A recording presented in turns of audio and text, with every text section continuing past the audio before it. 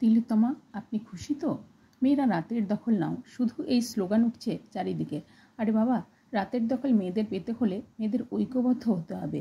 আজ নারী পুরুষ নির্বিশেষে রাত দুটোয় পথে পথে ঘুরছে, আর কাল যখন কোনো মেয়ে বিপদে পড়বে তখন সে চিৎকার করে ডাকলেও কেউ সাড়া দেবে না। বরং অত রাতে বাইরে কি করছিল প্রশ্ন তুলবে সবাই।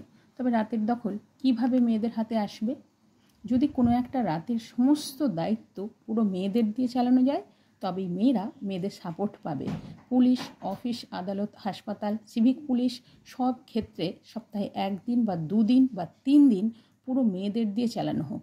ধীরে ধীরে মেয়েরা নিজেদের আত্মবিশ্বাস ফিরে পাবে, নিজেদের নিরাপদ মনে করবে।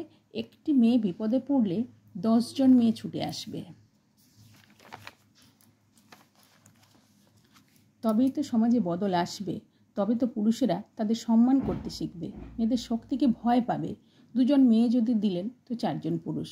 এইভাবে কাজ চালালে না হবে মেয়েরা ঐক্যবদ্ধ, আর না আসবে বদল।